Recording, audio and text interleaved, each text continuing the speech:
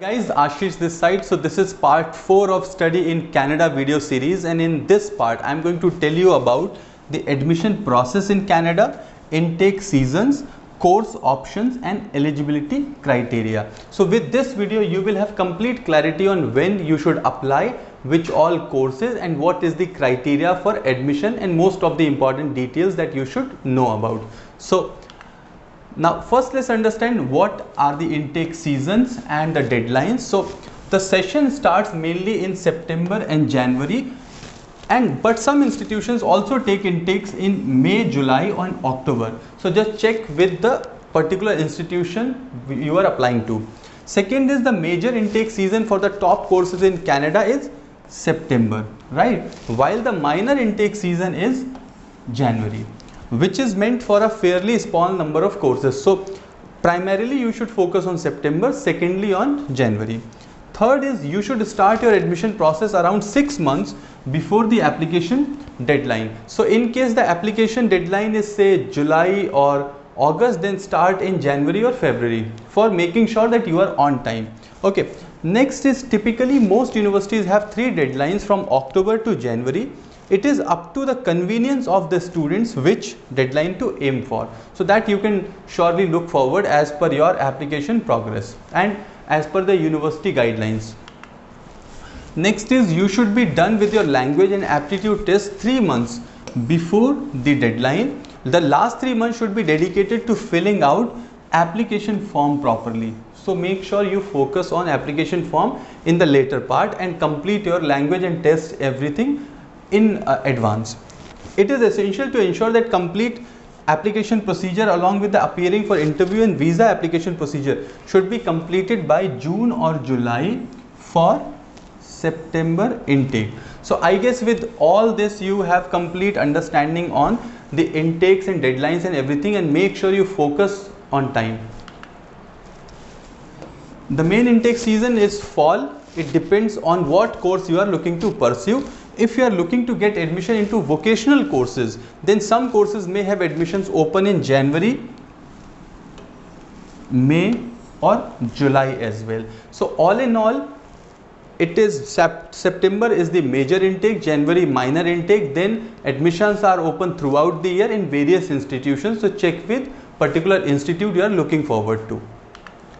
Next comes as the course options and eligibility criteria. So the general criteria for application are mentioned below. One is English requirement. So what is the English requirement? The minimum TOEFL score requirement by universities is 80 to 84. IBT is internet based test.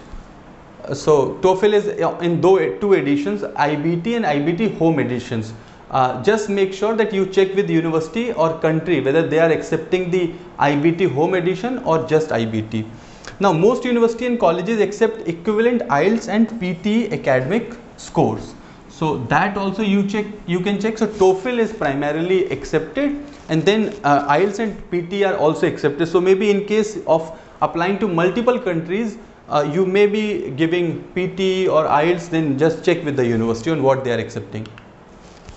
So now language we have understood. Now understand the UG. For UG courses, the eligibility criteria. So universities in Quebec require a minimum 13 years of secondary school education, an addition year of formal education after the 12th or intermediate degree. But if your academic credentials are very impressive, some universities may consider application even with 12 years. So this is only for Quebec. For rest, they accept the 12 years education, right? So again, university to university it may vary. So you have typically 2 regions, Quebec and non-Quebec, that way. Universities in that we have understood. Minimum aggregate marks of 70% in class 12th for bachelor's degree and above 50% for diploma and advanced diploma. Maths in class 12th for science, technology and maybe business courses. Again, these are some conditions, but a specific university will tell you what exactly are their conditions. These are the standard ones. Minimum required IELTS, PT academic score, TOEFL score of 6 band or equivalent PT score. So you need minimum of 6 band, about 70% all in all for degree programs and 50% for diploma and advanced diplomas. If you are planning for masters in Canada, then most universities require a qualification equivalent to a Canadian bachelor's degree, which requires 16 years of formal education.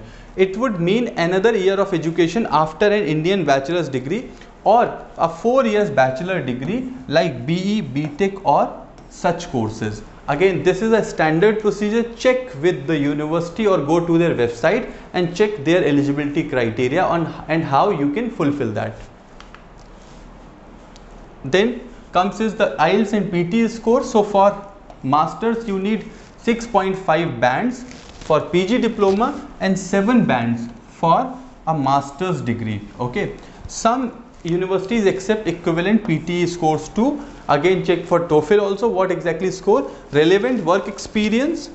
In case you are planning for masters in IT or MBA or any such course, there may be requirement of relevant work experience also. So check with how much work experience they require, and then accordingly if you have or not. If you are planning for doctorate, PhD and master's degree in the particular subject you wish to pursue, doctorate program is required. Okay. Now, what are the common steps, the admission process? So, search for the college and courses, contact schools and visit websites for information, narrow down your list of schools, take the entrance exam like SAT, GMAT, GRE, IELTS, TOEFL, whatever is required, take the exams, write SOPs and ask for letter of recommendation. I'll tell you what SOPs and LORs are. Appear for video interviews, and if accepted, apply for student visa. So this is the standard admission process which you need to follow. Next is application fee. So some institute charge you application fee, some may waive it. All in all, I can tell you that the best institutions or the best ones available in Canada will charge a tuition fee so that application fee so that they can maintain a number of applicants, while a little low qualities may waive the application fee. So check with the university or institute. Now comes the SOP. A statement of purpose is your introduction to the college and admission officer. It is always written in first person and describes the reason for applying to a particular college. It needs to highlight why you are a perfect fit for the college and why the college should accept you. So a very simple, they are asking why should we accept you, how you come you are right for our college or university or this course or this country, right? So that is something you need to justify in statement of purpose. The style of writing could differ from formal to casual.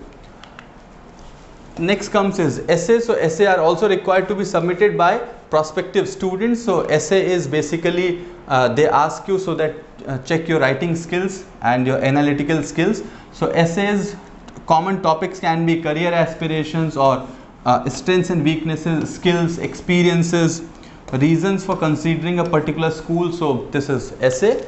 Next you have this LOR, letter of recommendation. So a letter of recommendation is a reference letter written by third parties describing the qualities, characteristics and capabilities of the prospective student to recommend him to the college in terms of that individual's ability to perform a particular task or function. A third party could be a professor. So your university professor, your somewhere you have worked, your direct manager, your company can write a letter of recommendation for you, which makes sure that you are a good candidate. So this is all in part 4. I'll meet you in part 5, in which I'll tell you about important exams you need to appear in for getting admission in Canada, academic documents and financial document. Now apart from this channel has a lot of content when it comes to study abroad, right from countries, courses and a lot more. So go and explore that. I understand that after watching this video you may have some queries, so don't worry. I have put in the details in description on how you can contact us. If you are new to this channel, please do subscribe, like this video, comment, share with your friends. I'll see you in some other video. Till then, stay connected.